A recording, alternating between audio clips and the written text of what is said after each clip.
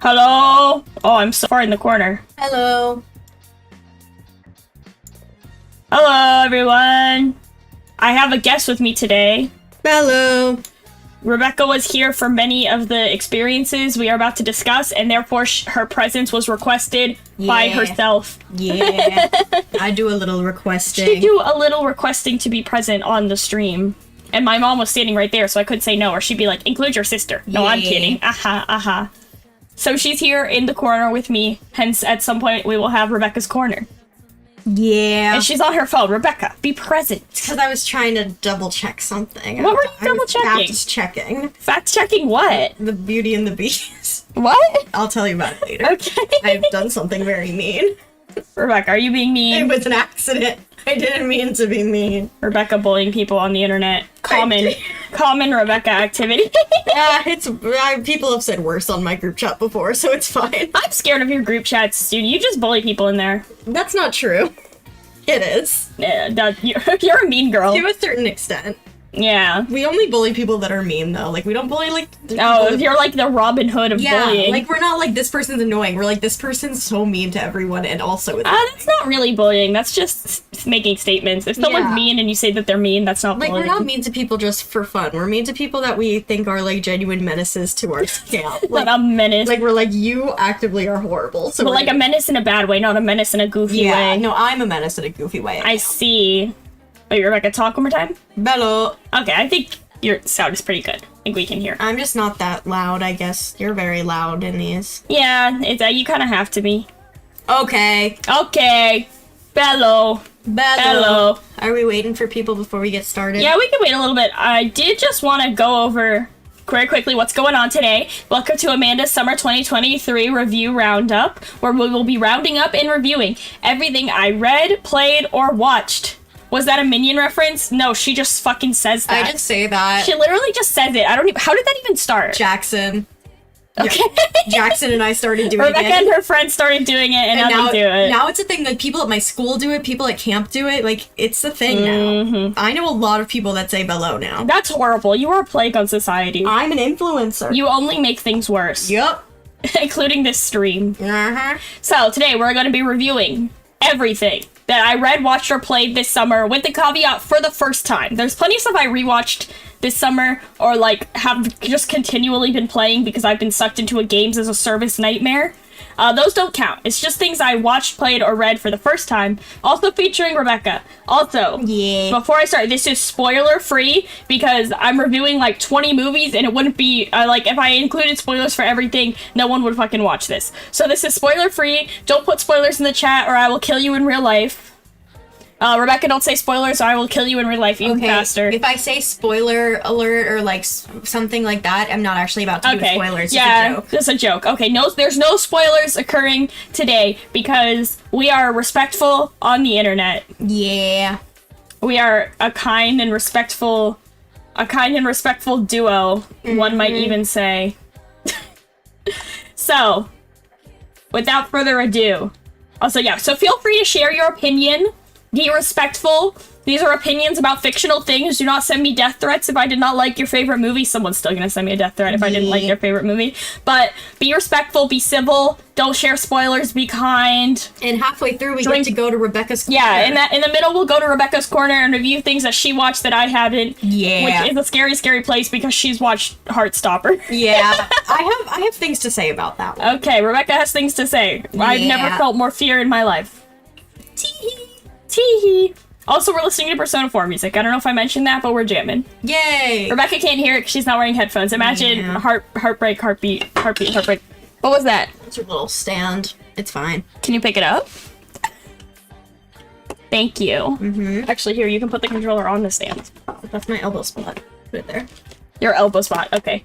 My desk is not very big. Yeah, that's where I'm putting my elbow. Okay. Okay. Start. Let's begin. Movies. This is in sections. Also, it's got pointer capture on. So, we went to, like, a lot of movies this year. We did. Like, more than usual for me. I don't usually get out to this many movies that are in theaters, but it was a good summer for movies. Oh, did you update mine for what I said this morning? Updated. It's okay, I'll remember. We'll remember. I'll remember. She'll remember.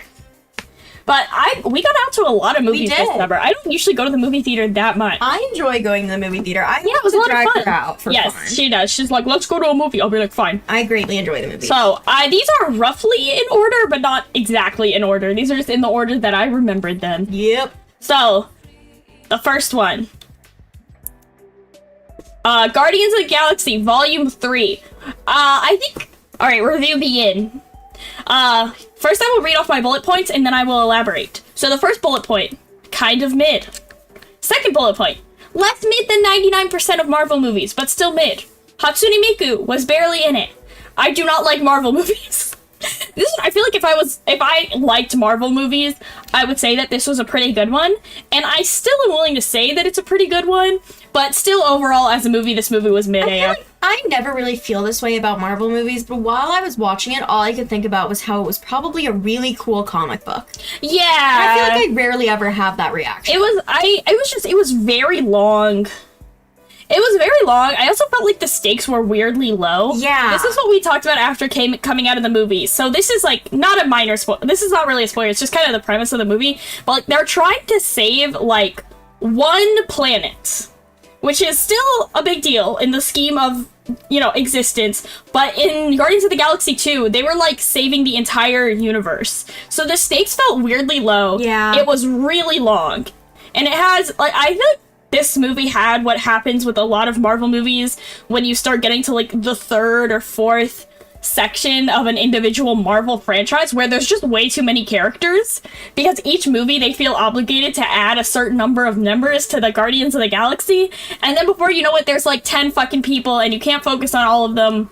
I've never cared for Groot. I don't like that he says the same thing over and over again. I don't care. It's not funny or cute to me, so already kind of anti-Groot. Far too many CGI animals. Far too many. Yeah, like they really just cranked the CGI animals up to 11, which is saying a lot for a Marvel movie, which usually consists of like 99% CGI animals. And it was just really hard for me to feel anything because they really want you to feel sad for the CGI animals, but I can't never not be thinking about how they're just CGI animals. It really sucks a lot of emotion out of it. I do think that the actors portraying them did a good job on the voices. But a lot of the emotion is sucked out by the CGI-ness. Yeah. I just couldn't give a shit. And all the CGI animals had cool designs where I was like, I bet this was a good comic book, but like they just looked so funky. Yeah, like the CGI was a little weird. It's like hyper real. It's like it looks real, but not quite it's real. Uncanny. I'm not a CGI expert, so I couldn't put my finger on exactly what looked so fake about it to me. I think it was just like the fur texture or something. Yeah. But I don't know. I left this movie feeling nothing. Yeah. And some of the fight scenes were fun.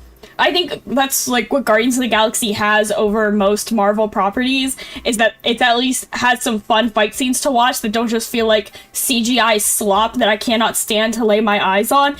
And it was sparse in that section. It was funny. It is funnier than the average Marvel movie, but it wasn't as funny as Guardians of the Galaxy 1 or 2. I think Guardians of the Galaxy 1 is the funniest, 2 is the second most funny, and 3 is the least funny. So they're like getting less funny for me. Yeah. Also, like, I kind of used to enjoy Chris Pratt, and like the more I hear about him, the more I do not like the man. So I'm kind of just not charmed by Chris Pratt anymore. Like, I'm not like, oh, Chris Pratt, he is so charming and silly. So, I don't know, anything else to say about Guardians of the Galaxy 3? I mean, personally, I like 2 more than 1. Yeah. But this is definitely the worst in all areas. Like, the music choices weren't as good. Mm-hmm. Which, like, the music was fine. All of the music was... Hatsune Miku was barely in it! And I also think it was a weird song choice of all Hatsune Miku's songs. I didn't have a problem with the song. I don't know, why are we singing the dog song when it was just, like, an introduction to a planet? The planet didn't really have much to do with dogs or anything, like... Yeah. Oh, high PP, happiness. Yeah, I don't have that much to say about this movie. Yeah, I mean, the thing is, here's my borderline. My borderline opinion. This is the thing that sometimes or a couple times I've been sent a death threat about. I just do not like Marvel movies. Even though this is a good Marvel movie, it is still a pretty mid movie. Yeah. Like, even the best Marvel movies, even the best movies in the entire Marvel Cinematic Universe are mid. I believe that. I know that's not like a hot take, like, oh, Marvel's mid, wow, someone give her a Pulitzer. But, this movie was mid. Yeah. You want to give it, like, should we give it, like, a number ranking? I give it, like, a 6 out of 10. Yeah, I agree with that. Why did you go see it then? I don't know. I liked the Guardians of the Galaxy, and also it was just our dad liked, our parents, like, we just went to see it as an activity, okay? Like, we do a lot of that. That's what we did this summer. We just went to the movies for fun, even if the movies were kind of mid. I wanted it to be less mid, because I do think... This is a good franchise. I like the Guardians of the Galaxy way more than any other Marvel movie. Can I just say... I am so fucking glad Thor was not in it. Oh, I hate Thor. The MCU Thor is so annoying. I cannot stand him. I legit didn't want to see this movie until someone told me Thor wasn't in it. Because everyone said Thor was gonna be in it. I'm sure there's a plot reason as to why Thor's not there, but hell if I know. I think in Love and Thunder, he just immediately leaves. Oh, okay, cool. I don't know. I haven't seen Thor Love and Thunder. I heard it was bad. Cool. Like, even by Marvel movie standards, it was bad. I mean, it was still nice to see a Marvel movie that was mid and not bad. But it was still mid. Okay. All right, 5. Yep. 6 out of 10. Now I never have to think about it again. Yep. Now I'm never gonna think about this movie ever again. Transformers. Yeah, Transformers. This movie's pretty good. This is like, all right. Let me read my bullet points. All right. So this was nothing special, but it was an okay action movie. It was fun. The Hasbro Cinematic Universe, which I will now be calling the HCU, very creative of me, is real, and Twilight Sparkle should be there. And I don't know if that's a spoiler. That's not a spoiler, just don't elaborate. Yeah. And it was better than the other live-action Transformers. I haven't seen all of them. I've seen a couple of them. This one was better. Still kind of just an action movie. Yeah, I feel like the biggest downfall of this movie was that the human characters were kind of mid. Human characters were mid, but that's true of, like, any Transformers property. So, yeah. I really just don't have a lot to say about this one. Anthony Ramos was there. I like him. Yeah. Although I hate him because he cheated on his wife. What? Anthony Ramos was married to, I'm blanking on her name, but she was the original Maria Reynolds in Hamilton, and they were in the original cast of Hamilton together, and they were married, and then he cheated on her with, like, a stripper. That's so fucked up. Yeah. And she's, like, iconic, so, like... For RC, yeah, RC was there, she was fine AF. I don't love any CGI design for the Transformers. We're, like, disconnecting. That's really bad. Oh, what does that mean? The internet's dropping. Oh. I hate the internet in this house. Oh. Why is it so bad? I don't know. Like, are we not live right now? It's, like, buffering. Okay.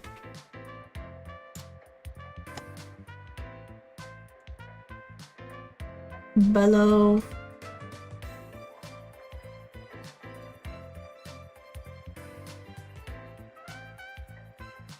Dead air. There's dead air. Well, Rebecca, give it a second.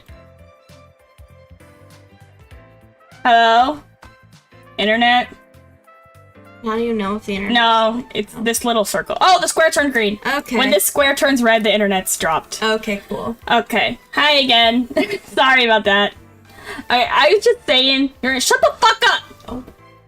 I was just saying that I don't, like, love any of the CGI Transformers designs. I think they're a little bit overdone.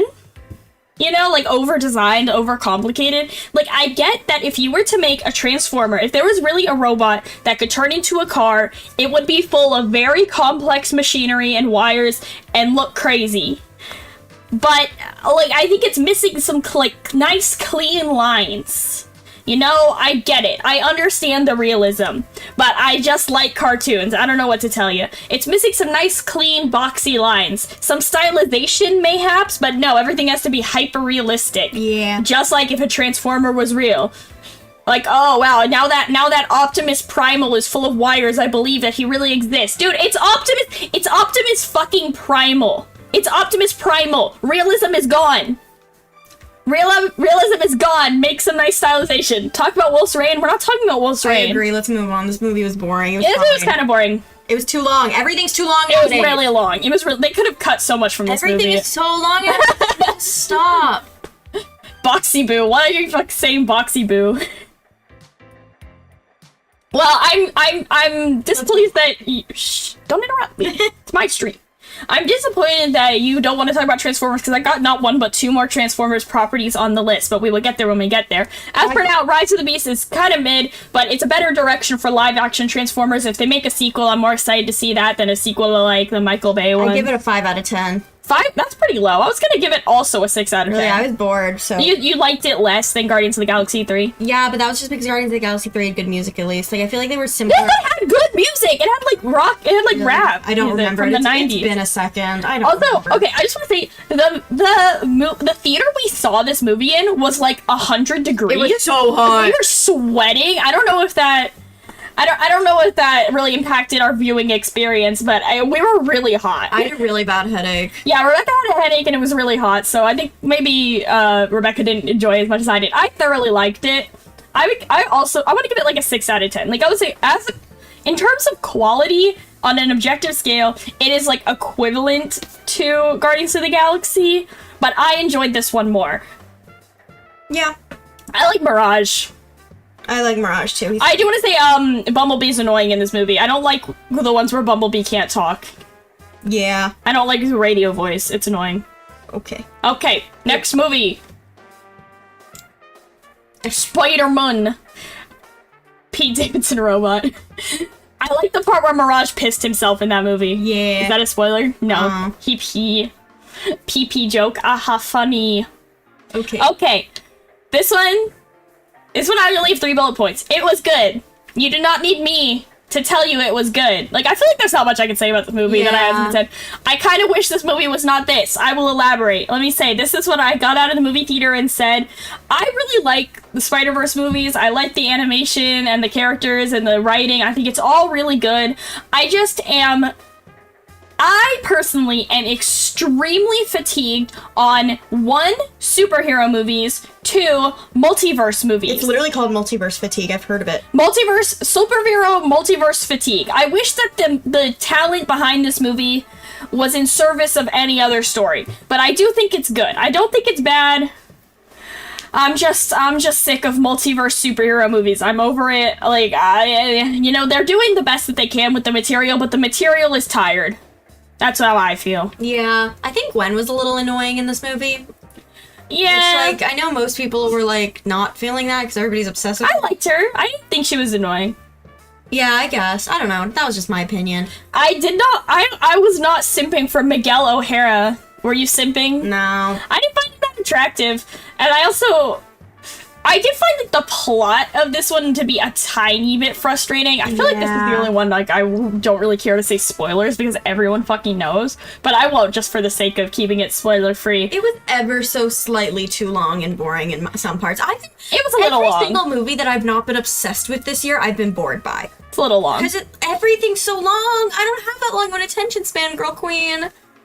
But, I enjoyed it, obviously. I think this would be a fun movie to watch while like high or something. Because it's like flashy lights craziness. As always, the animation is very gorgeous. Like, I would be honestly, the plot of this movie could be complete ass, and I would still kind of just sit and enjoy the colors for an hour. Yeah. So, I can't complain about that. I like, I'm totally forgetting his name, and I don't want to say Indian Spider-Man, but that's... Spider-Man India's. It's literally called... That's his name? Okay. Yeah. Well, I really like him. Yeah, he was funny. Can I just say that joke is fucking played out? Oh. I'm fucking sick of chai tea just means TT. It's not funny or clever. I know that you don't want to hear this from a white woman, but chai tea, if you're in America and you order chai tea, it means something different than just ordering tea. It's just a cultural and linguistic difference. It doesn't mean you're like a stupid white person. I genuinely just feel like nowadays everybody knows that. So like, yeah, and everyone knows that. And then I kept seeing people on the internet being like, "LOL, this joke is so true." And I was like, "Don't you know this?" Like, I feel like I don't know. Yeah, I'm really not trying to sound like a defensive white woman, but it means something different in a different context. Obviously, I wouldn't order chai tea if I was in India,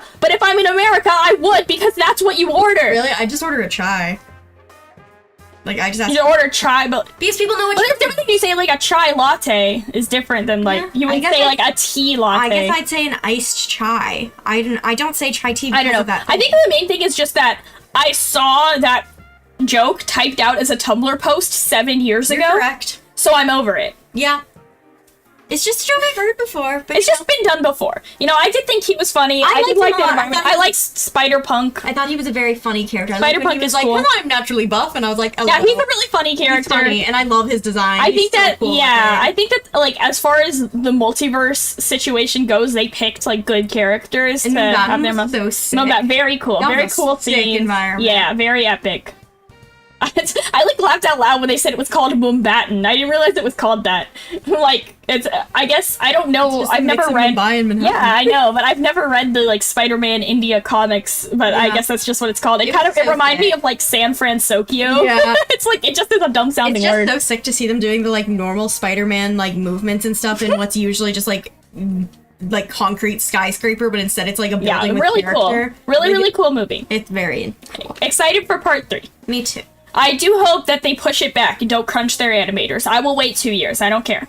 I hope they don't, like... I don't know what I was going with that. I don't know either. Alright, you want to know a number? I like this one like a 9 out of 10.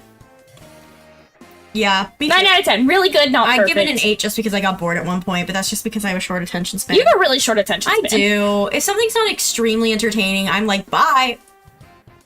I've never read I don't know what Spider-Man India looks like in the comics. I did miss penis parking. She was so she was so good in I was sad that she wasn't like actually in it as like a major character. Oh, also the spot, funny. Oh, I like the spot. Funny.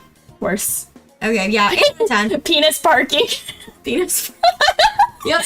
10 out of 10 for the penis parking tweet. That's the best media I've consumed this year. Yep. Do you remember watching this movie? Yes, I do.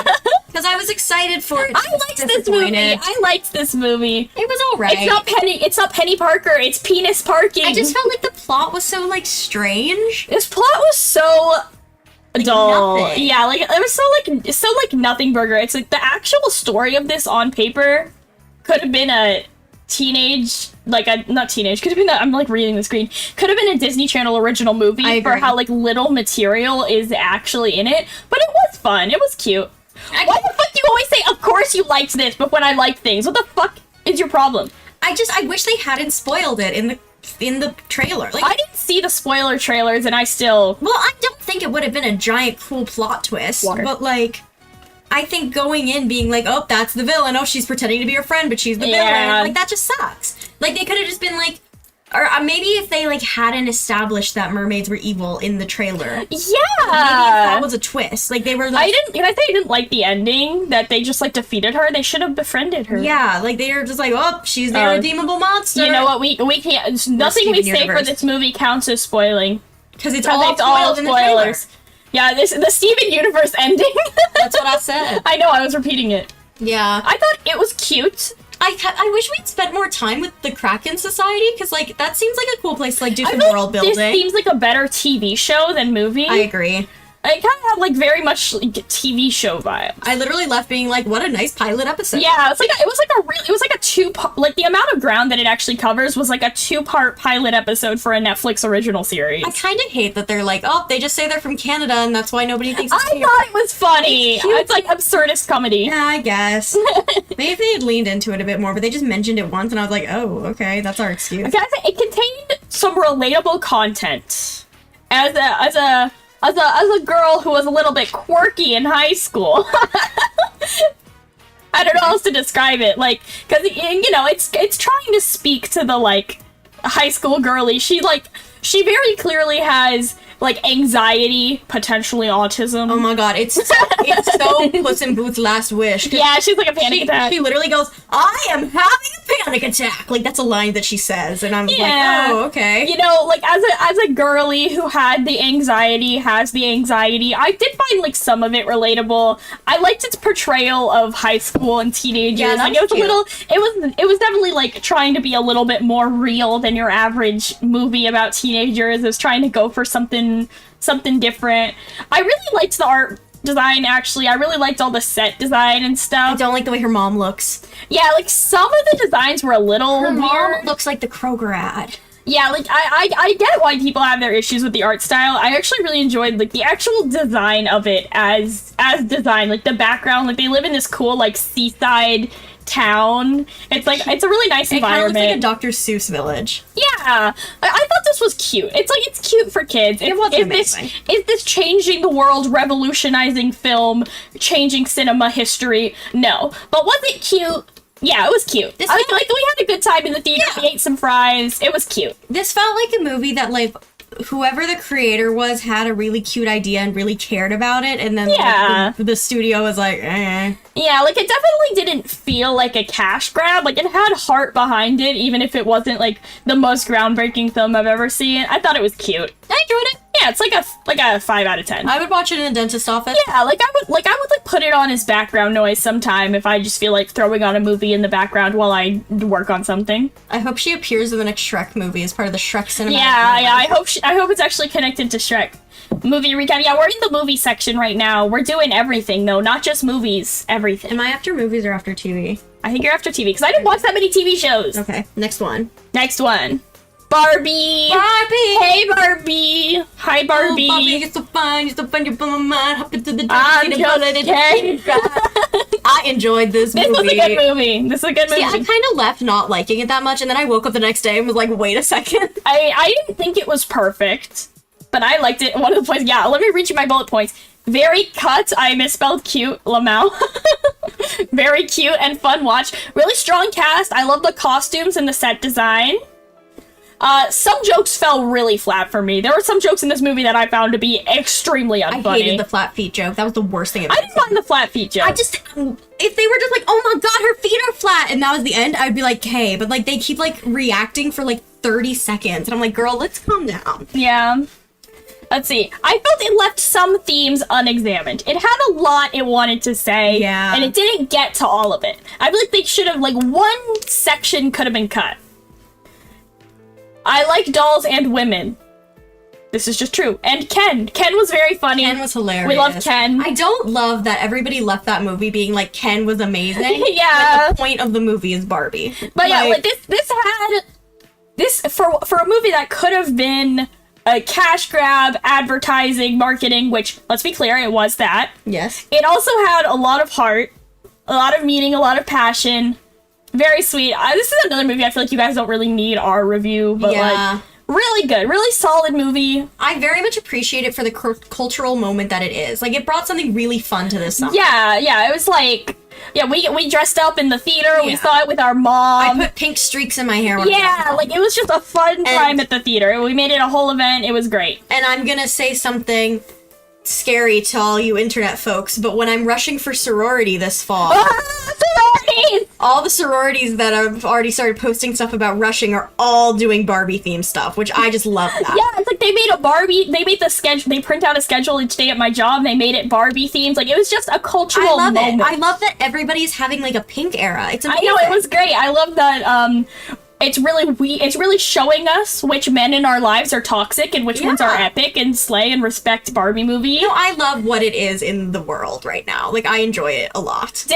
I didn't love the soundtrack. Soundtrack was hit or miss for me. I kind of loved it. The songs that were good were really good. The songs that were bad I found to be very annoying. I think the Dua Lipa song was amazing, and I also just love that music motif because that was written by a really famous composer. If you didn't know, I did not know. Dua Lipa only did the lyrics. The music was like a famous composer, and she just like wrote lyrics over this music. My sugar boo. So I'm levitating. that's why like every time the like corporate people were online, it was that on screen. It was like that song, but like all evil. It was the. Okay. I think it's really nice, and I think it's very catchy and fun. I don't know why I'm so obsessed with that one. Really nice. It's giving me music. Me pulling all of my pink out of my wardrobe. This was a trick. All of my wardrobe is pink, and I wear it all the time. I've not been waiting for Barbie movie to become pink. Aaron Kelly. They did not play Barbie Girl because Aqua, the band that sings that song, has had like a lengthy legal battle with Mattel. Yeah, Mattel's like, been suing them for ages. So. Yeah, so they were the only way they could do it was to sample it to put in the Charlie XCX song. Yeah. Or not Charlie XCX, the Nicki Minaj song. Yes, we're gonna be doing movies, games, TV shows, and books. Oh, this is just... And Rebecca's Corner. The Rebecca's Corner. Okay, this is just the me part of this movie, is I am obsessed with the Barbie movies. Like, it is one of my, like, core things that I'm obsessed with.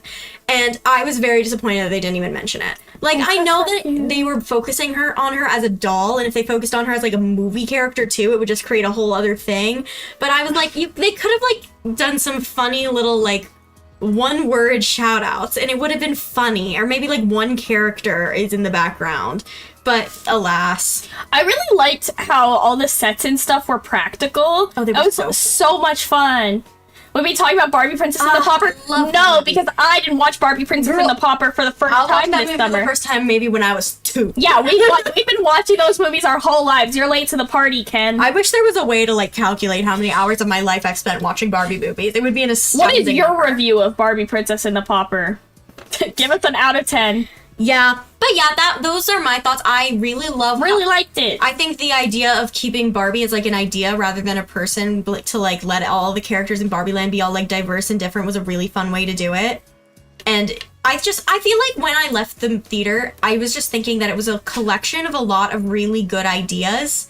And maybe it wasn't strung together the best. Yeah, like as an actual movie, the structure could have been better. Yeah. And they just had it's so clear that, okay, so when you're talking about Barbie in a, like, cultural feminist artistic sort of lens, there's so much there's so much to talk about, and they really tried to talk about a lot and left some things a little bit unexamined. But they really did what they could without this movie being 1,000,000 hours long. So, Yeah. really good, really, really good. We liked Barbie. I loved the, like, stupid little touches that you're like, oh, I did that! Like, I think that was so really, really sweet.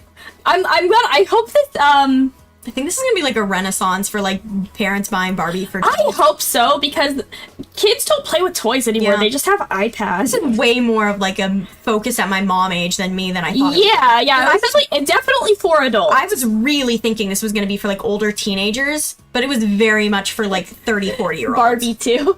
Barbie 2, please no. It doesn't need it. It doesn't need a sequel. Not every movie needs a sequel, Yeah. and that's so okay. What I don't like is that now we're gonna get a fucking Mattel cinematic Nobody universe wanted that. of shitty movies about fucking Uno. The reason this movie did so well was No one wants that! the reason this movie did so well was because it was Barbie, not because it was Mattel. No one wants that! No, Mark, Yeah. listen. Look in my eyes, Mattel CEO, who is definitely watching right now. No one wants the fucking Mattel Cinematic Universe. We just like Barbie. We already have an MCU. You can't be another one. Leave us alone. Nobody wants the Ken movie. This whole thing was about women, you asshole. Wow, sex is confirmed. You know what happened? Why can't we have this one thing? What did happen at the gynecologist? You ruined everything. Just kidding. Okay, This one thing was for us. Everything is for you. Rebecca, plug your ears. I'm playing my ear. Everyone, plug your ears. Fucking pig! It was so good. So good. It was so good. It was so good. It was so good. Oh my god! I don't like the way that Leo's looking at me right now. On the I poster. just like, don't love this poster. Yeah, why? Where's Donnie? There he is in the corner, my boy. Why is Leo looking at me like that? It looks like he's made out of, like, Play-Doh. Let me read my. Okay, go for Let it. me read my points. Peak cinema. This movie was so good. I want to grind this art style into a powder and snort it. It was super funny. Donnie, my love. Attack on Titan. Yeah, that was crazy. Overall, a really fun direction for the franchise. Makes me very exciting. Why did I write makes me very exciting? I wrote this one on my phone, like, as we left the theater. Makes me very excited to see what's next for the turtles. Turtle! I honestly think this one came out so recently, and This movie's so good! and it's Okay, so go. good that we should not talk about the plot at all. No, we're not talking about the plot. I think it absolutely helps to go in completely blind. The music's amazing. Music is so... soundtrack, art style, it's so funny. The only thing that I was upset about, and it has nothing to do with the movie itself, is that I just know the amount of people that are about to walk out and be like, that really had the same vibes as Spider-Verse. I just know that's gonna happen, and I don't like it. Like, why can't we just have, like, cool movies, and people are like, that was a cool movie? Yeah, like, it's really crazy because it doesn't even look like Spider-Verse. It's just CGI animation that doesn't look like Pixar. Yeah. And everyone's like, wow, this is gonna be real Spider-Verse energy.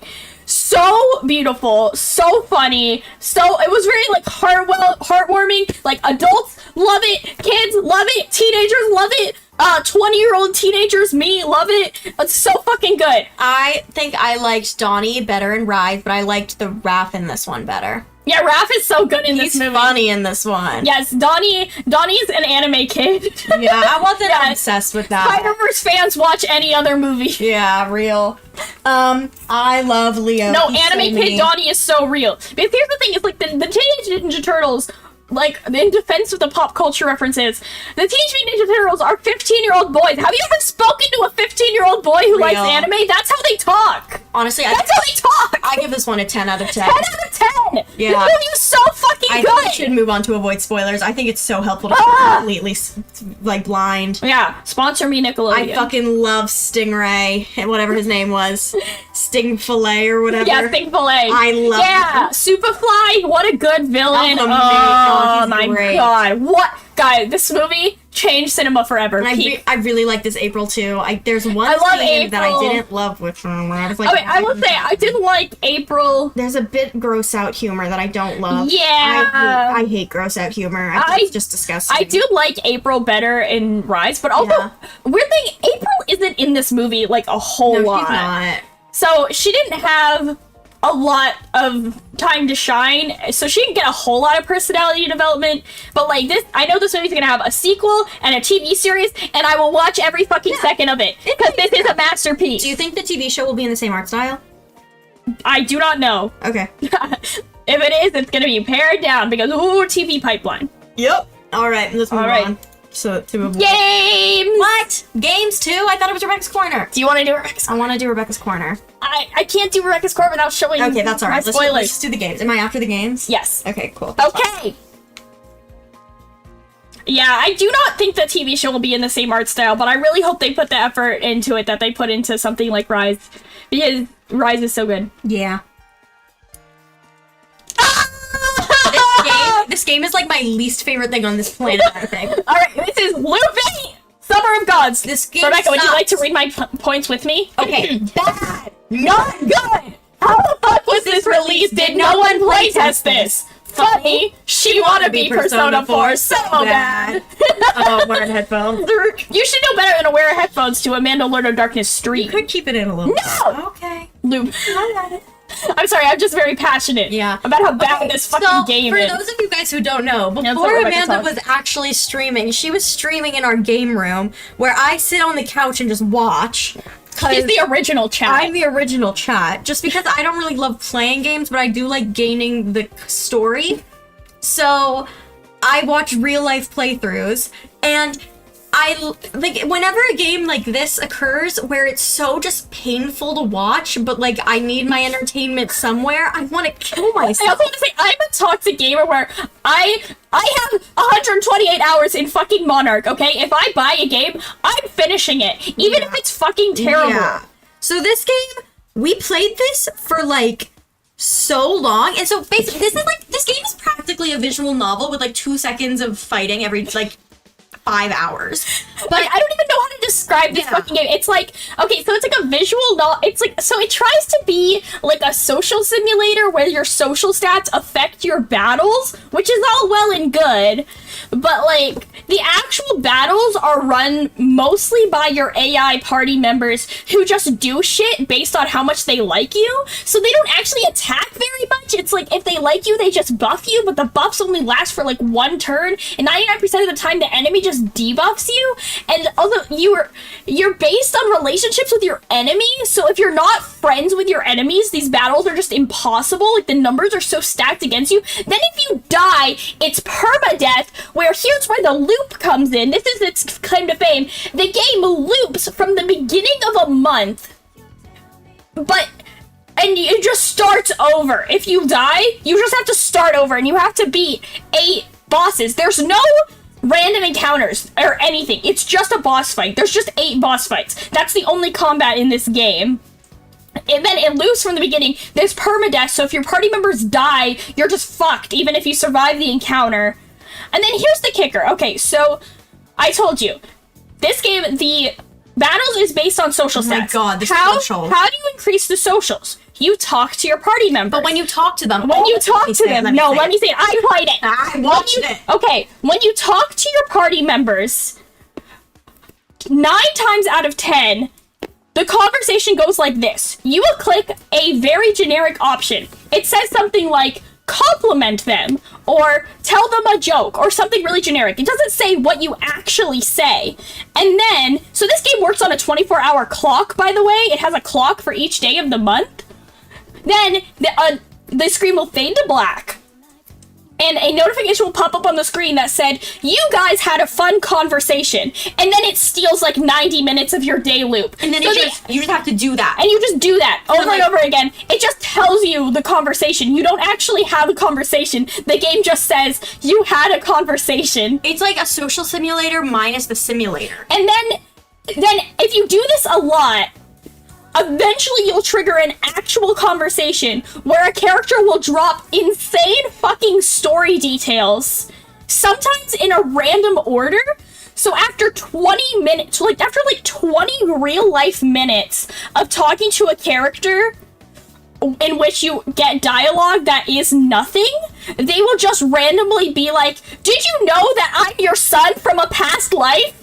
And then they just walk away! That was a genuine... That's an actual thing that happens in this game! Yeah. This game is so bad! And see, my least favorite thing with this game is that when I heard that it was a time loop game, I kept waiting for once you beat a certain number of bosses, because there's a character that's I start the loop, I was expecting it to be a plot loop. There is no plot loop. Yeah, so the time loop is purely a game mechanic. there's Not that the characters are aware of it, but it doesn't actually impact the story. So I kept being so a lot of times she would get close to dying and we'd be like, should we loop the game? But I kept being well, we're never going to get to the actual loop if we keep looping the game. Turns out that was the actual loop. There is no loop. There's no time loop in this game's plot, I guess. But there kind of is, but it's not actually important. It's just how you beat a game. So if you beat another dimension. If you beat all 8 bosses without dying once, because if you die once, you loop back to the beginning. So technically, people say it's like a roguelike. It's not. But if you beat all 8 bosses, you'll get an ending depending on the character that you got to max social rank with. The thing is, you'll get to max social rank with multiple characters guaranteed, because it doesn't take that long. So it just randomly picks one, and then there's 2 potential endings. You get an option at the end. Then you get a really boring ending. Then it just loops the game again. You can't reload and try to get another ending on that save file, because the game knows how many times you loop. So you just have to start over again. This game sucks. Please never play it. This game sucks. I hate it because it's pretty and it has interesting ideas. The music's pretty good. The setting is really nice. It's very nice. The setting is a small seaside town that's invaded by monsters in Japan in the 80s, which is literally why I bought it. It was just it's set in a small town in Japan in the 80s, and it sounds really pleasant. And the environment is really pleasant. And there's this cool, and there's some of the characters are okay when you actually get to talk to them. And there's this cool thing where they talk about how, the main character just came down from living in space. Yeah, there's a crazy setup. But they, never talk about it. There's a crazy setup that the main character lived on a space station, and then comes down to Earth, and then they just talk about it once at the beginning of the loop, and then they just don't address it anymore. Bro just lived in space for his entire life. And I feel I only played to one ending because it took me so fucking long, and I think maybe if I get more endings, I'll unlock some more of the actual story, but I kind of don't want to! I don't know what this plot is. I think I watched her play this game for at least 30 hours, and I don't even know what the plot is. There's, monsters, and we have to stop them, and that's literally it. Some of the characters are possessed, potentially? Yeah. They keep talking about it. The thing is, the characters talk about each other, and they'll be like, I don't trust this character because she's possessed by a demon. And then when you go to talk to her, she'll just be like, I'm not possessed by a demon, but she kind of clearly is. And then just nothing happened. Okay, I think we should move on. This game is not worth our time. I'm taking a deep breath and drinking some water. Okay, I give this game a 1 out of 10 because at the very least it had a little bit of potential, but my god. 2 out of 10. I've played worse. Oh my god. Don't play Loop 8. Don't do it, guys. It's not worth it. Maybe watch some, if somebody ever makes, an hour-long rant about everything that went wrong with it, I will gladly I'm thinking about it. Do it. That one, I would enjoy that. I should start making video essays. Yeah. But I think that is the only time you should ever spend any time or thought on this game. Yeah. This game sucks. It sucks. Okay, so this one has the star, which indicates it is still in progress. As you all know. You all have been going through this journey with me together, and you've heard my thoughts about it, so I'll go through it quick. So, Xenoblade Chronicles Really good stories, world, characters. I get the hype, okay? I get it. I get the hype. I don't like the combat too much. I'm not saying... Thank you for subscribing, Acolyte. Welcome to the team, welcome to the stream. But, okay, I don't like the combat too much. I'm not saying it's bad. I'm just saying I don't like it. You can insult me if you like and say average turn-based RPG player, but that's how I feel. I'm not gonna take it back. The combat to me in this game is kind of a chore. I'm not into it, but I really enjoy everything else. The story is crazy bananas, but I do like it. It's got very homosexual undertones, very pretty girls. It's a good game. I get the hype. I don't know what else can be said. Also British people. This game contains so many British people. And they keep saying cheers when you heal them. Alright. Okay, what is with that fucking second Vine Boom? I'm sorry that there's like an echo on my fucking stream. I need to turn that off. I don't know how to do that. It's like, it's just the same notification. It has a weird echo. But yeah, look, I get all the hype surrounding Xenoblade, and I'm really enjoying it. Yeah, like this, so far, I haven't beaten this game, so take this with a grain of salt, might change. But so far, like 8 out of 10. Really good game, really solid, you know. It's been an eternal failure of mine as a JRPG enjoyer to not play this game, so I'm glad I'm getting around to it. It's been a really fun game to stream, so thank you. I have no thoughts, I haven't watched Yeah, Rebecca hasn't watched or played this. Nope. Neon White. I have no clue what that is. I played this like during the school year, a little bit, and then I finished it in the summer. This is fun, it has nice art. The story isn't really anything special, but like the gameplay is really good. This is like a really straight up like gameplay focused game. Story's kind of a nothing burger, I don't know. Like it has a story and characters, but it's mostly just like cute little shit. But the actual gameplay is really, really fun. If the ending sucks, I'll take back what I said, yes. I'm not loyal to my own opinions. I would say, I played this game on Switch because it went on sale in the Nintendo Switch store. I think maybe I would have had an easier time getting into the gameplay if it was on PC, just because aiming with the joystick's a little hard. But, as someone who doesn't really like shooters, like, I really enjoyed this one. So even if you're not really, it took me a while to get it because I don't like shooting games. But the gameplay is really, really fun. So this was just like straight up a good time. Like it's not trying to be anything more, I think, than just like a good gameplay time. So in terms of succeeding what it sets out to do, like 10 out of 10. In terms of like being the best game ever, like 7 out of 10. Fun to play. Definitely a good way. I played it on an airplane a whole bunch. Good way to kill a bunch of time. Not like life-changing gameplay experience, but a lot of fun. A lot of fun. That's all I got about that one. Sorry that it's not very exciting. Ghost Trick! Ghost Trick was really good. This was like my surprise wild card of the summer. I wasn't expecting too much from it. I just kind of impulsively bought it after they announced the port. It was really good. It was really good. It was like 13 hours, just super solid mystery adventure, made by the people who made Ace Attorney, so not too surprising. But yeah, really solid puzzles, really, really great animation, actually. I was really surprised by how much I enjoyed the way this game looked. Really, really charming story, even if it was a little bit crazy at the end there. I don't know how I feel about the ending. But that's how a lot of mystery games are. They have to, like, pull out something really crazy at the end.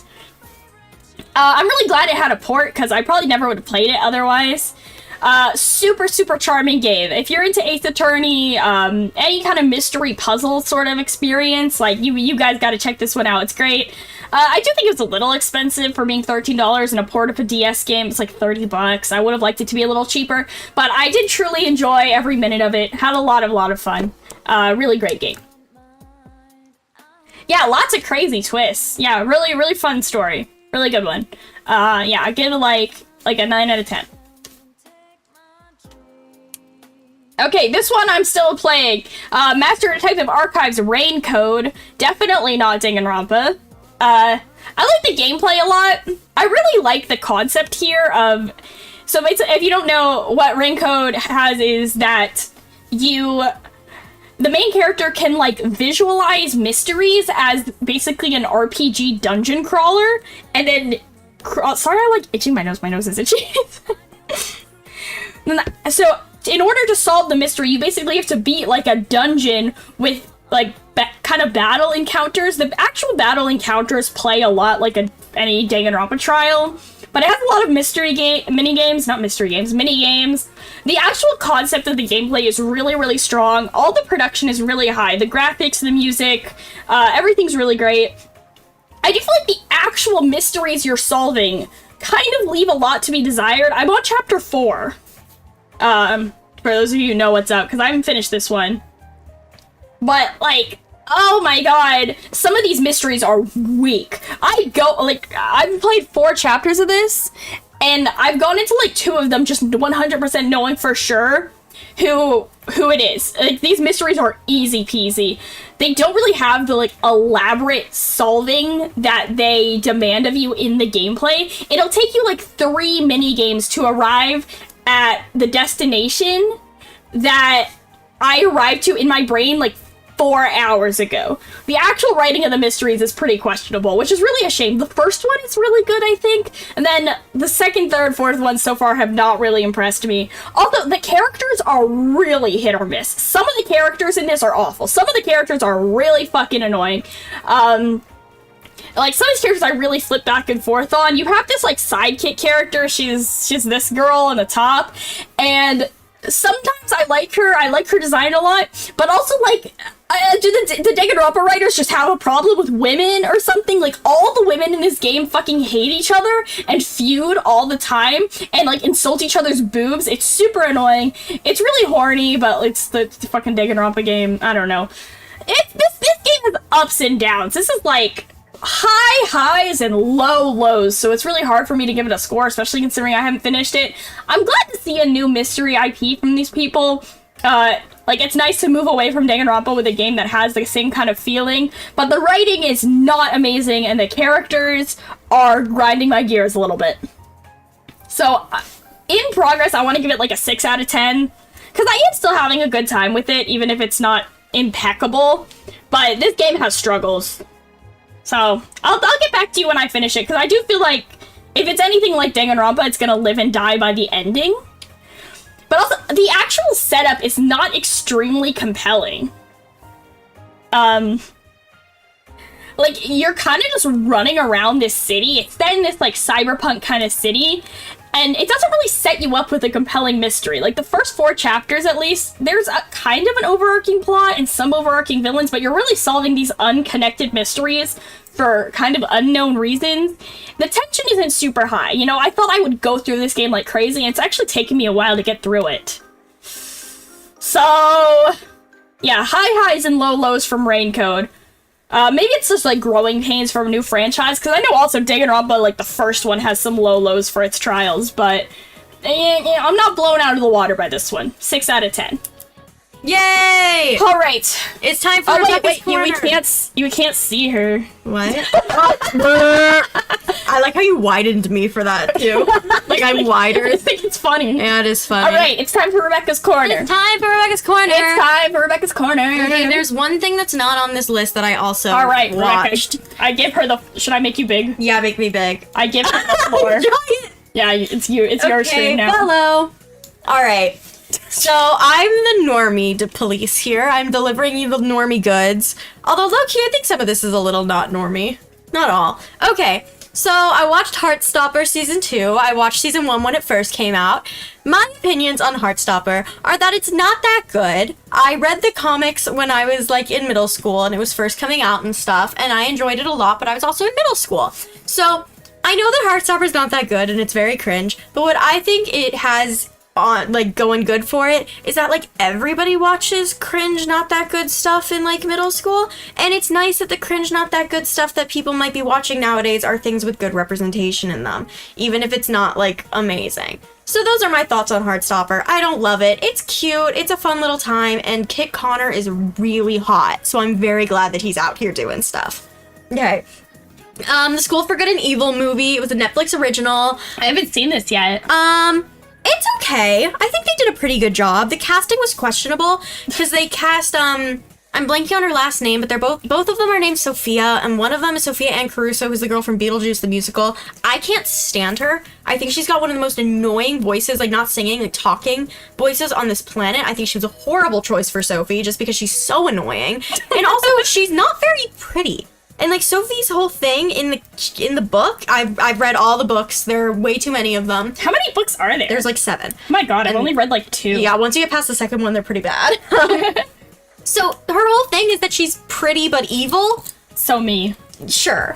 But like, Sophia Ankourousa's not very pretty. She's kind of like mousy and strange looking, which like, there's a place for that, but I don't think it's this. And then the other girl, Sophia Wiley, who's playing Agatha, is like maybe the most gorgeous girl on this planet. It is all downhill after book 2, yes. Like, she was in Andy Mack and the High School Musical the musical series. Andy Mack. Which, like, I watched Andy Mack when I was younger. I would think I was a bit too old for it, but I still watched it. And I've always thought she's just, like, absolutely gorgeous. And Agatha's whole thing is that she's ugly but nice. And so they keep, like, calling her ugly, but she's, like, literally gorgeous. She's just black. So I don't know how I feel about that one. Because, like, the show has pretty good representation. Like, most of the, like, side characters and stuff are, like, all, like race blind cast and whatever, but like that was an interesting choice because they don't like act like the other black girls in the like good school are ugly. It's just her and she's literally gorgeous, so it's very strange. I think the costume was really good for all of Agatha's, but the costuming for Sophie is horrendous. It's an okay movie. I think they chose some weird scenes to omit from the books. Like they omitted one of my favorite scenes from the book, which is sad because I've read that book like 90 times.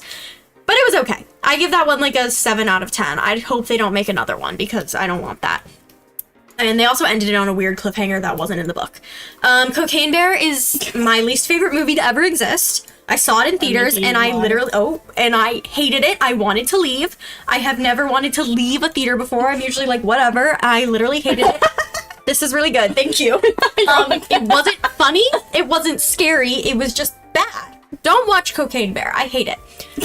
Good Omens Season 2 is my favorite thing to happen this summer other than camp. I watched Season 1 when it first came out in 2019, and I was in middle school then, and I, like, went into, like, Tumblr brain rot. Yeah, I agree. Nothing really happens in Cocaine Bear. They kind of just eat a bunch of people, and then it's over. It sucks. Anyways, so when I first watched Good Omens, I was obsessed with it, and it was bad for me, and then I watched it again this year, and it sent me back into that place. But it's really good, you guys. I love gay people.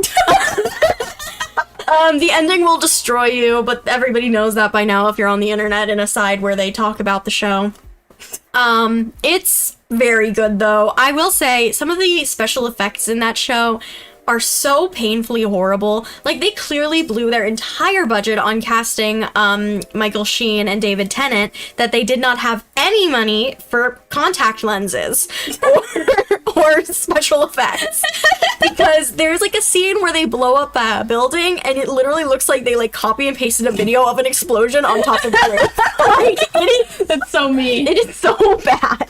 And the contacts that they give the demon, because he's supposed to be a snake, so he's got like snake eyes, he looks crazy. Like, I really wish they had just CGI'd it, because wow.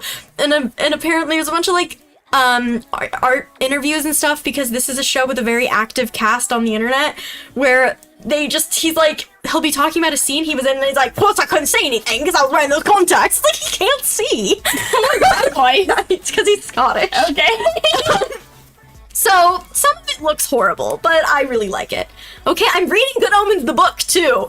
I'm not done with it yet, but I know how it ends, obviously. It's very British, and it's very hard to read because it's so British. It's in a different language. Yeah, it takes me a long time to, like, decipher each sentence, but it's good because I like these characters. Like, I feel like if I didn't like the characters that much, maybe I wouldn't love it all that much, honestly. That's true of most books. Yeah, but, like, the reason I like the characters is because of the show, not necessarily because of the book. The show did its job. Yeah, selling it did. The book. It did. But I'm enjoying it. It is very good. I enjoy hearing like all the like complex thoughts of a plot that I already know what happens in it. However, in season 1, at the beginning of episode 3, this isn't a spoiler, but they do this little thing where they show a little like sequence of them in different like time periods because they're like an angel and a devil, so they've been like alive for episodes or whatever. So that's a new thing from the series and not in the book, and I miss it because I always thought that was the most fun part of the series is when they're like, oh, now we're in the 1800s. Like, that's the most fun part, and they don't have it in the book, so that sucks. But I'm still enjoying it. Welcome to the world of Neil Gaiman, where everything's kind of weird and also pretty British. You're correct about this, yes. I really do enjoy it, though. Like, I love the, like, absurdism writing, like, where he's just, like, says shit and you're like, what the fuck? And then he just doesn't explain it. It's fun. It's entertaining. I need to read this book when you're done with it. You should. It's very good. Okay. Okay, Succession Season 1. I am in the minority of I don't really love Succession, honestly. It's good, don't get me wrong, I like the plot. It's just a little too, like, businessy and long. Like, every episode is, like, an hour and a half. And that is really long. yeah, and all that they do is talk about business. Like, they're like, when I run the company. And I'm like, okay. I actually, like, don't know anything about Succession. It's pretty much exactly what you're picturing. Like, they just own a company? Yeah, but they own this company. It's called Waystar Rayco or something, or Raystar Wayco. I can't remember which one it is. It's supposed to be Fox News combined with Disney. Whoa. So they have, like... So Fox News. Yeah, pretty much. Oh, yeah, it's owned by Disney. Yeah. But I think it was started before that happened. I don't really know, though. I don't know the exact stuff. Okay. Anyways, so they have, like... But it's, like, the character that, like, is their news anchor, like, icon is also, like... There's an amusement park about him and stuff. Wow. It's like a big conglomerate, and they're all, like, fighting to who will succeed the company. Secede. Please stop saying succession. No. It's secession. Girl, what? It's secession. It's secession? Are you sure? I don't think pretty sure. I don't think it's secession. I think you might be right that it's secede, but I don't think it's secession. I think it's succession. I'm pretty sure it is. Succession. Succession. You might be right. I don't know. Anyway. I don't know enough about words. It's an okay show. I've been saying secession. I can see an older person or a man liking it, but not quite me. I'm gonna insert the one that's not. Is it like rich people apologia, or is it like critical? No, it's pretty critical. They're pretty Yeah. horrible people. But, like, people still like them because they're the characters in the show, even though it's pretty obvious that they're supposed to be hated. Okay, I'm gonna insert the one that I forgot to put here right here instead of doing it at the end. I saw The Little Mermaid, the live-action movie. Bad. It was okay. It wasn't that good. Bad that it exists. Yeah, bad that it exists. I mean, I have the same opinion that I feel like most people do, which is Halle Bailey's the whole movie. Like, she's great, but that's it. Like, she sings really well, and I honestly didn't like her acting underwater. When she was out of the water, she looked good, but under the water, she, like, looked like she was trying to pretend like she was holding her breath, and I was like, you're a mermaid, you can breathe, calm down. It's a really specific choice to make. Like, she didn't look like she was holding her breath, but sometimes it looked like she was like, oh, I'm underwater. And like, that's weird. It was that would be distracting. It was strange. I didn't love it. The fish all look crazy town. They'd be like, the carp plays the harp, and they'd put a pin over it. It's literally just a fish. Like, it was not playing the harp. That is the most upsetting thing I've ever heard in my life. Like, they wouldn't. The Under the Sea looked like a nature documentary. That's horrible. Like, I hate live action movies. And then because of that, when they did try to make it look like fantastical, like there's this one part where the like scallops dance or something. It looks crazy because in the rest of it, it's just a dolphin swimming. Whack. It looks weird. I didn't like most of the new movie. I heard there was a cringe rap. Yup. I didn't like most of the new song. The Aquafina song sucked balls. I wanted to kill myself. The new Prince song was fine. I think everybody's hyping it up because people love when men sing in musicals. I don't know. It was fine. Whatever that song is, Gravity, it was cute. I think the only reason I started liking it was when people were like, wait, this is good. And I was like, maybe. But like during the movie, I was like, what? It was fine. The costumes were fine. I wish she had another outfit. Those are my thoughts on that movie. They looked like they were blue jello the whole time. And the sisters had the worst CGI I've ever seen. They spent all of their money on Halle Bailey's hair and did not have any to do anyone else's because they looked horrid. I've only played a couple hours of Pokemon Legends of Arceus, but... I bought it for you. I bought it for Rebecca as a graduation present because I am a kind. I've played quite a bit of it. I've just been very busy. Yeah, since she graduated from Hololive. Yeah, I've been reading a lot. Oh, you didn't put one of the books that I wrote. What did you put? I read They Both Die at the End. Oh, it wasn't on your list. Yes, it was. I'm pretty sure. I remember writing it. Maybe I deleted it. Oh, it's not. Yeah, there it is. Oh. I read They Both Die at the End. Sorry. It was very, very good. Spoiler alert, they both die at the end.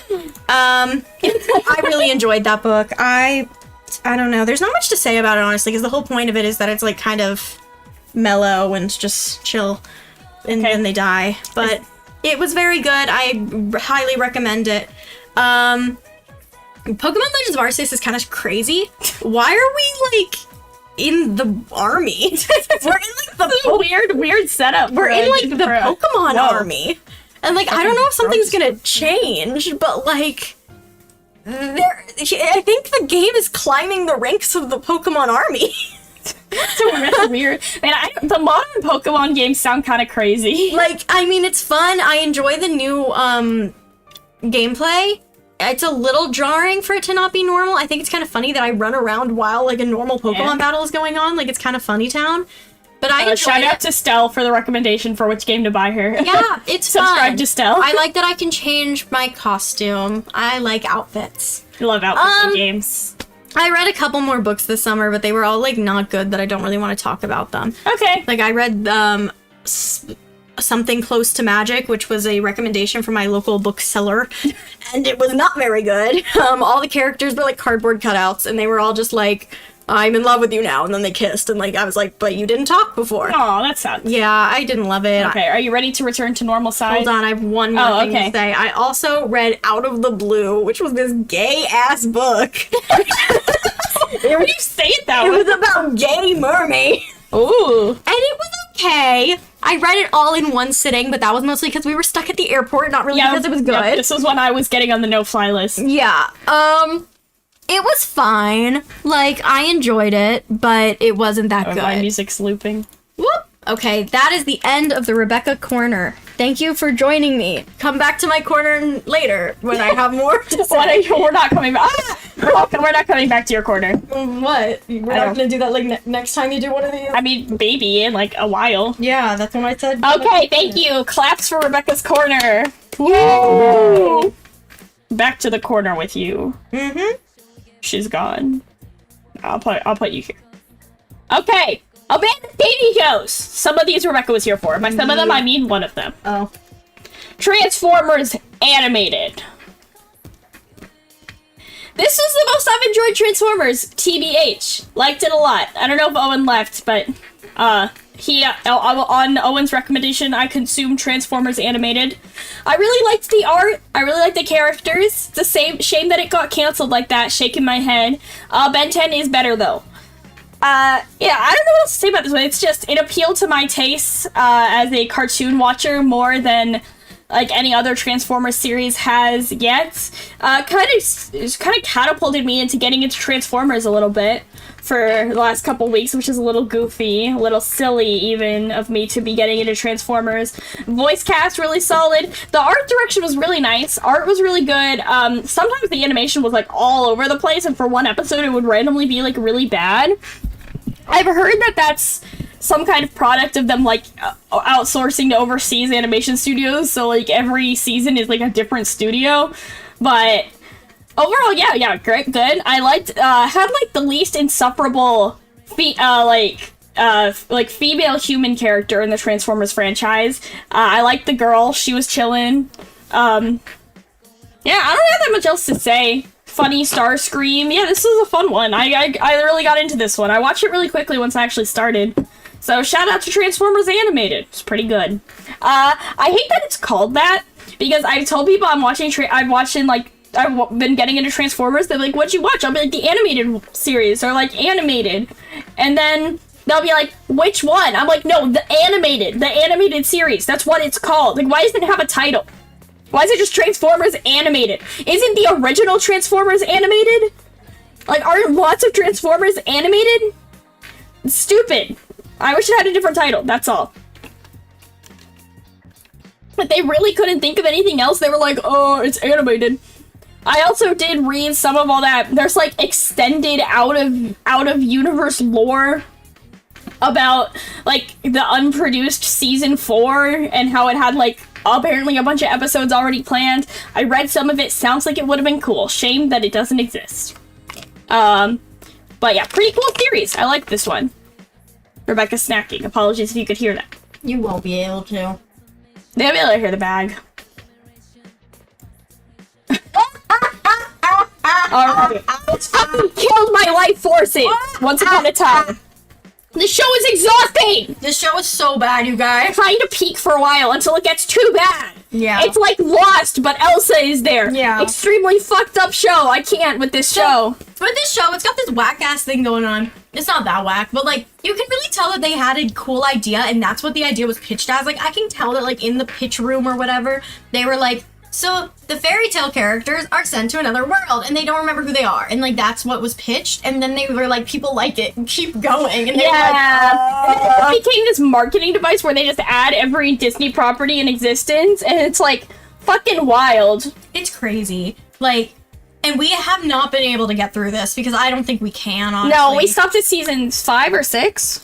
Yeah, and honestly, I'm not even at the point Oh where my I want god, to watch it anymore. fucking like, wild! Like it just gets so exhausting. Like they just bring back every dead character by going to this fucking orange dimension, and like the characters start like it just gets so repetitive. Like the characters say the same things over and over again.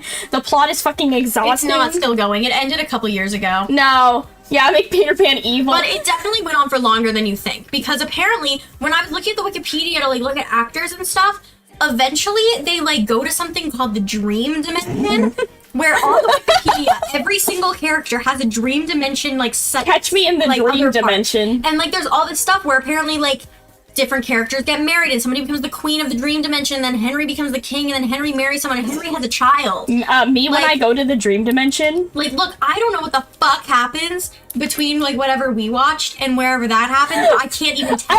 I wish I had never seen Once Upon a Time so I could do like watching the first and last episode. Oh, that would be amazing. I wish I'd never seen this show. I wish I could learn about this show Honestly, for the just first time. skipping and watching the last episode might be hilarious. Should we do that? Should we? I think we should. We should do that after the stream. We'll give you our review. Oh, Rebecca learned a fun fact about What did the I learn? actor who plays Henry. Oh, he's a Genshin Impact. He's a Genshin Impact streamer now. He's a Genshin Impact. He's a streamer. fellow streaming king. Yeah. He's also kind of ugly now. Sorry. What if he's watching right now? I hope he is. Hey, wait, actually, do you want to... What's his name? I have no clue. Henry. Hey, Henry, actor, do you want to collab? Do you want to become a VTuber and have a collab stream? Do a stream of you guys exploring Pompeii. I should send him an email, just see if he responds. funny. I've heard sometimes it's crazy who will respond. I mean, what's his name? I don't know. But yeah, this show, it sucks because sometimes, like, I was really into, like, the fan part of it, literally in elementary school, I Captain think. Like, Hook. I think I was genuinely in 4th grade. And, like, I remember being really into following all the actors and stuff, and they'd be posting all these videos where they'd be, like, hanging out and stuff. And, like, they really seemed like it's Jared Gilmore. Jared. Like, it really seemed like they were having fun. Like, they really enjoyed being on that show. So it Ew, really why was his name Jared? I don't know. So it really sucks to watch it go off the rails so much. Because it was kind of good at the beginning. Like, I think the first season genuinely has, like, really good tension and the characters are kind of good. And, like, why is he making that face? And, like, the stakes are low-key kind of high and stuff. Like, I liked the first season, and then it gets absolutely horrendous. I mean, he's not Twitch partner. Oh. But he has enough followers. I wonder if he doesn't get enough viewership. I don't know. Maybe he doesn't stream that much, honestly. Let's see. Like, when's the last time he streamed? I don't know, it just says he's offline. Oh. Actor turned streamer. Oh. Let's push past our limits and go beyond plus ultra. Oh. Is that a My Hero Academia? Yeah, my name is Jared, but you can call me Styx or Nightingale. Oh. I'm an actor turned streamer known for playing Henry on the series Oh. Once Upon a Time. Is that literally all he's ever been in? I know that once they go to the Dream Dimension, they cast a new actor for Henry. Oh, I know that. Like, I think he was literally only in this. I wouldn't even be that surprised if he doesn't even, like, Oh, it's consider an himself- aspiring voice actor. Ugh. I'm following him on Twitter. He came home with every J. Followed by Aegis from Persona. Hashtag Honkai Star Rail. Okay, that's enough learning about fucking Jared Gilman. So, I was yeah. his name. This show is sucks. weird. This show is strange, and you can also tell the moment where Disney was like, maybe this is good enough to actually put our properties in. Like, you can tell when they start becoming Disney characters instead of just fairy tale characters, and that sucks. Yeah, Merida is annoying in this show. Yeah, Merida sucks balls. Okay. I do just like this show as kind of a time capsule of when it was made, because this show would never fucking get made nowadays. Absolutely. Okay, next one. Oh my god. Spoilers. My Little Pony, the new Yay. generation.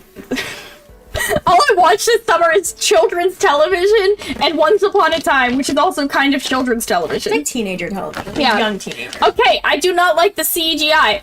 Why is the main character literally not the main character? It's the influencer pony. I swear to God, this fucking girl, like, fucking Pip Summer, what's her name? I don't know. Pippi Longstocking? She's Princess Pip. Pipkin Pippa? I don't know. Whatever the fuck her name is. Like, this girl is the main character, not What's the main character? Sunny. Sunny Star. Sunny Something. Starshine. I think it's Sunny Starshine. Really? What's her name? I don't know. That doesn't sound right. Sunny Starbright. Maybe. Is it Sunny Starbright? Maybe. I don't think so. That doesn't sound quite right either. Google search time. I think it might be Star Swirl, but I don't know. Sunny Star Scout. Star We're all Scout. wrong. We are There you both go. incorrect at every guess. Sunny Star Scout. And this freaking pony. Stop that. This freaking pony. She's not the main character. No. She's not in it that much. The main really not. character of every episode, basically, and except for like the ones that are really plot heavy, is fucking influencer pony Pipkin Pippa. Okay, like her ass does not deserve to be an alicorn. Like, No. she's an alicorn literally first episode of the series, and it's just like, why? What did she fucking do? You know what Twilight Sparkle had to do? She trained so much, like 6 seasons. her ass trained for like 4 seasons. She had been in this like academy for princesses since she was literally 2. Like, girl, She could never stand where Twilight Sparkle stood. no, like that was like a big deal when Twilight Sparkle became an alicorn, and this one they just make it normal. Like they're like, oh yeah, because she's Yeah, the like main it's an character. alicorn. It's like it sucks. Yeah, so I do not care for the CGI. The songs are also not good. No. The songs are like generic pop songs They're so instead of kind of musical style songs that express a feeling or story. They'll just be like, time to sing a song, and then they sing some generic song about like partying or dancing or singing. Like most of the songs are about singing. Yeah. So the songs are bad. Gen 5, it gets better further into the show. Like the movies are not strong. The start is not strong. Anything that's filler, not that good. But the actual plot is like okay. I don't mind is this? Do you guys care about spoilers for My Little Pony: A New The Generation? season finale came out. We should watch it. Like I don't mind like that fucking pony who like betrays them and then unbetrays them. Like I don't mind that as a plot point. Like some of it's good. I do like new Pinkie Pie, whatever her name is. Izzy Moonbow. I do like her. Gen 5 is like alright. It will never stand where Gen 4 stood. So here's my thing. In the movie, every single one of them is voiced by a celebrity. Like, we got James Marsden, That's true. Eliza Koshy, Sophia Carson. Does Liza Koshy count as a celebrity? Yes, I think everyone she just hates does. her. That's a celebrity. It's not a good one, but still one. My I'm Little Pony blanking on her was name. one. The girl that was in Waitress, but she's like a big Broadway. Oh, what about person. friggin' Vanessa Hudgens? Yeah, Vanessa Hudgens. Like, it was star-studded. Star-studded. And like, why would you do that if you know you're gonna make a show where none of the voice actors are gonna do it?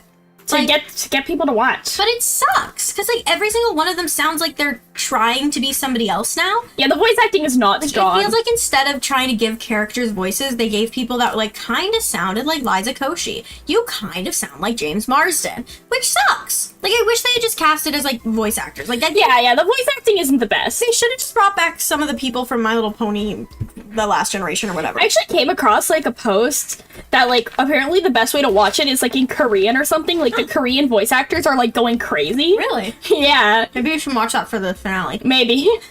But yeah, overall, not too bad.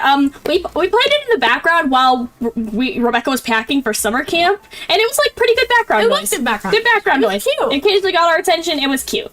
Yeah, it's cute. It's a cute kids show. Kids like it. You know, whatever. Transformers Earthspark, which I just kind of started watching, kind of mid. The human characters look weird and they are a little annoying. Like all the human characters, not just the main ones. Like the art style is funky. Like I can tell what they're going for, but the CGI is pretty cheap, so a little.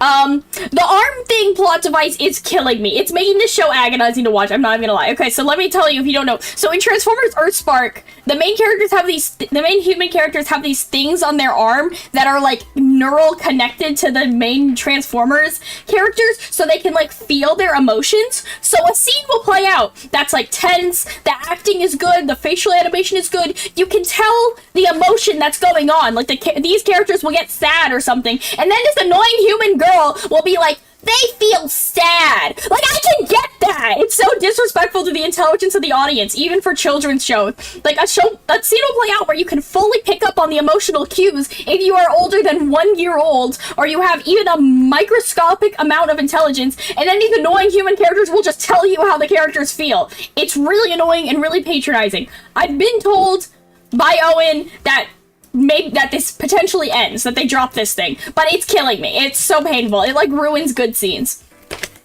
Funny Autobots. The Autobots in this are really funny. I'm sort of unclear on the lore, but I like that Optimus Prime and Bumblebee are just kind of their, like, disgruntled dads in this. Like, the main characters are supposed to be, like, children. They're, like, newly formed, Transformers. And then, like, Optimus Prime and Bumblebee are just their dads. It's kind of hilarious. I do like that. Like, the comedy in this show is occasionally pretty funny.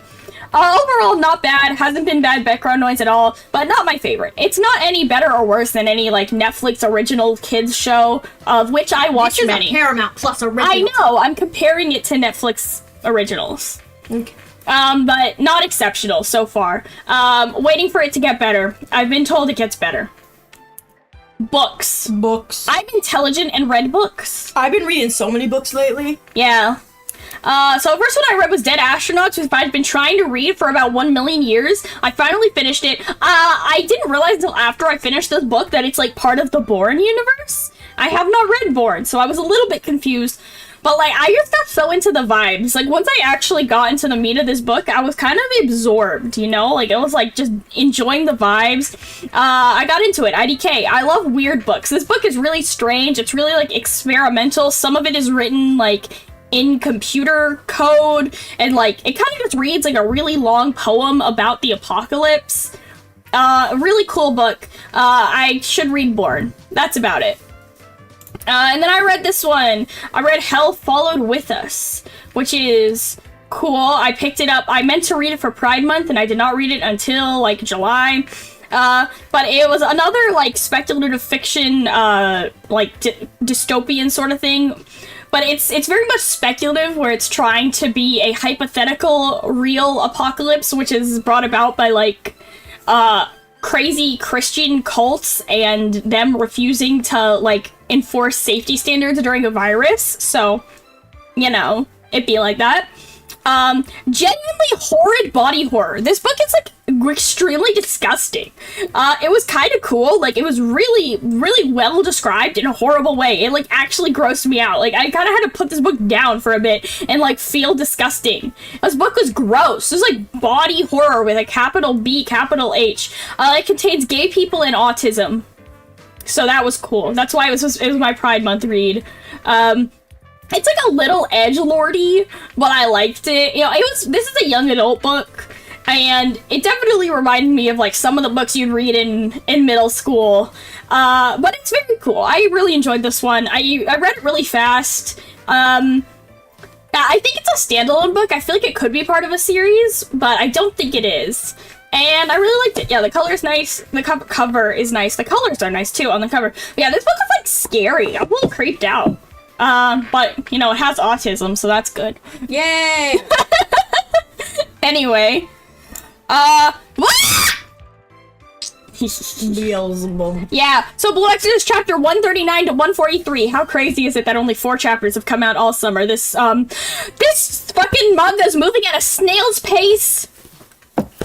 It is so lucky that I love it so much. But do I even need to say anything? Actually, one of the best Blue Exorcist chapters ever. Chapter 140 is a fucking masterpiece. And it is just gearing up for the final boss. Like, it is a lot of prep of the characters just talking, getting ready. Like, if you didn't know, Blue Exorcist is probably going to end soon, the manga. It's been running for, like, 14 years. So, I anticipate it's going to end soon, and the characters are really just getting ready for a final boss fight in these chapters, and it is going fucking crazy. Please read Blue Exorcist and then talk to me about it. Is this like the scene before you walk into, like, Heldolf's lair or wherever, where, like, all the characters stand in a circle and you just go to each one and are like, we've been through a lot? Kind of. I think they're gearing up for, like, a final arc, like, not literally the final battle, like, they're not literally walking up, but they're, like, getting ready to make a plan to fight the final boss. Blue Exorcist is gonna end soon, and I'm gonna lose my fucking mind. Also, here, Rebecca, try to pronounce this key smash. That's how I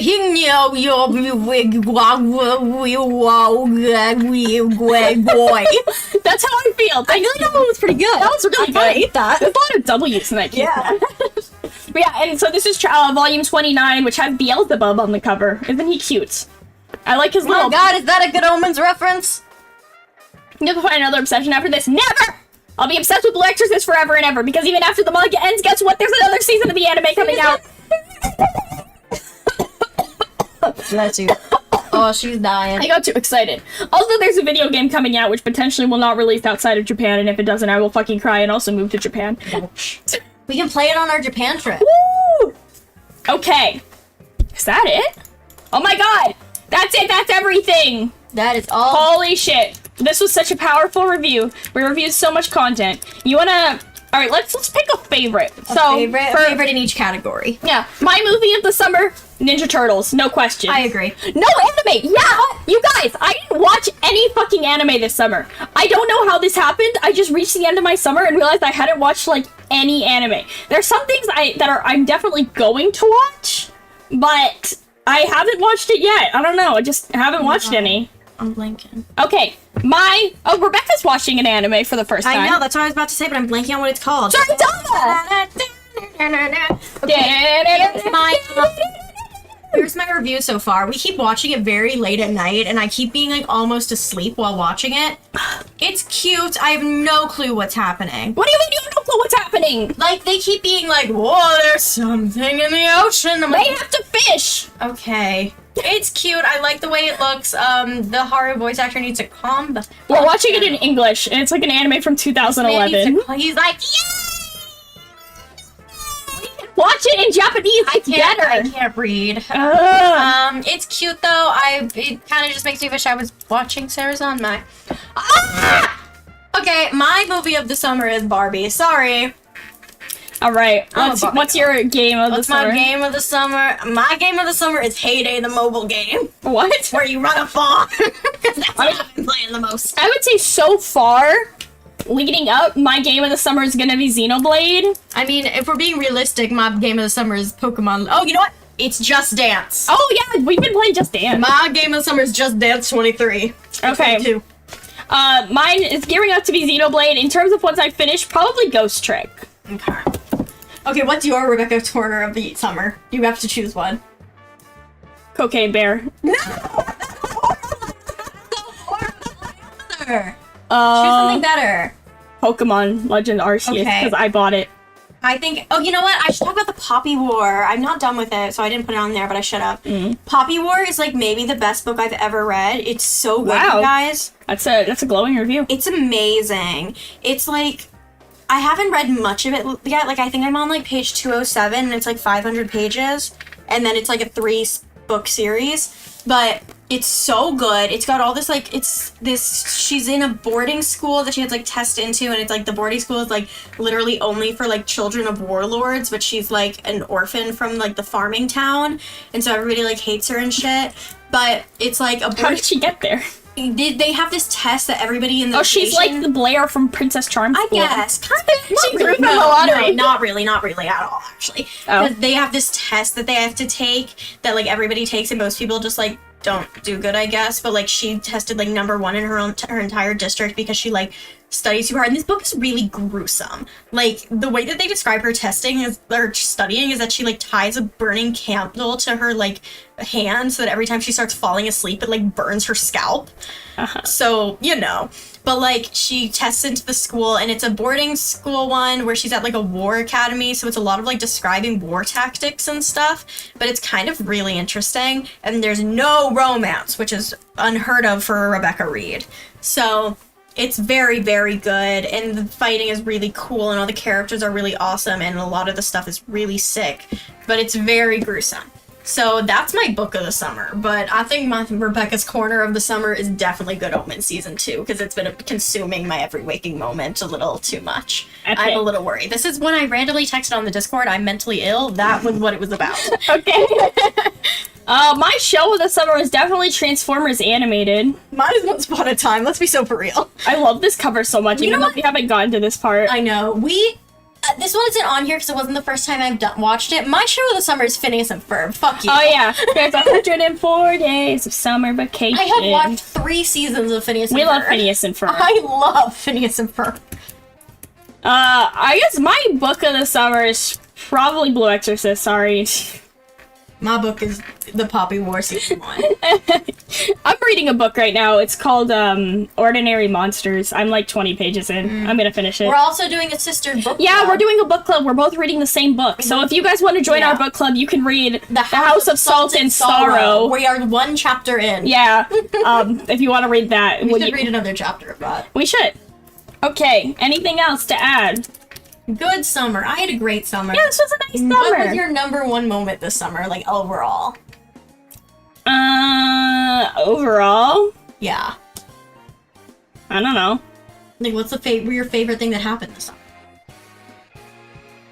I'm like genuinely drawing a blank. What the fuck did I do this summer? Seriously? I don't know. Sleep, chill, vibe. My Stream favorite for thing 12 I hours. did this summer was probably after DJ dance at camp. That was my favorite moment this summer. Okay. It was so fun. Epic. Alright. Any comments from chat? What was your favorite movie of the summer? Yeah, Ferb is a Chad like that. Yeah, Ferb is chatted He's dating out. a girl that's probably like 6 years older than him. Yeah. He's iconic for it. What can I say?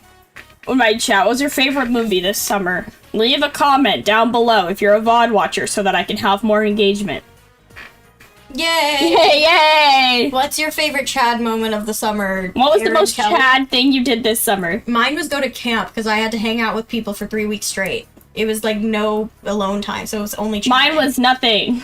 You didn't do anything chatty? No. I don't know, you hung out with our family friend. Yeah. I think the chattest thing you did this summer was plan a meetup with Fither. don't say that. That's not public knowledge yet. Yeah. What was your least Chad moment this summer? I streamed for 12 hours. Yeah, that's a pretty good one.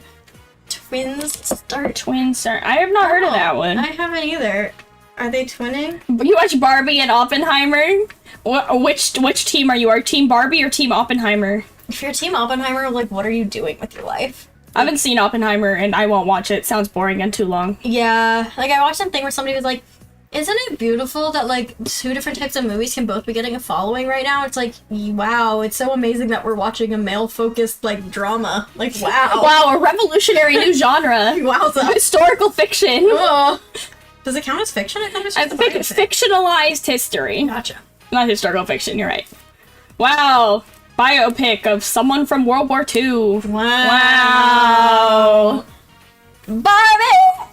I like the song When I Wake Up in My Own Pink World. I get up out of bed and wave to my homegirl. Hey Barbie! Hey! Hey! She's so cool. I don't know the rest. All dolled up, just playing chess by the pool. Wow. Mom, We should have Barbie karaoke. We're just gonna sing the whole Barbie out. And me, and her, and you, and Pink. Goes with everything. Beautiful. She's so real for that though. It's so cute. Ken. Why is every guy's like Ken is literally me? This really wasn't the like general reaction I was expecting. I'm not hating on it. I just didn't expect he's so me. I'm hating on it. Ken's like whole thing is that he like wants to be in the patriarchy, but then realizes that he can't. Like I don't. Well, I think that's why men find it relatable. Is that like they feel pressured to participate in patriarchy and then realize they don't even want to. Like they don't even want this. Aww. That is so wholesome. I'm so glad. Here's my message to all my beautiful viewers. You are Kenuff. Poor baby thinks they're pressured into being abusive. That's like Being abusive and participating in patriarchy are not the same. But like that thing. was like what they did in the movies. They like abused their girlfriends. Yeah. Like I don't know what I'm not saying it, they relate to the literal events, but the general idea. Rebecca, have you ever heard of a theme? No. What is media literacy? Yeah, Rebecca has no media literacy. That's not true. Okay, you are Kenuff. Yay. Be yourself. Drink water. Like and subscribe.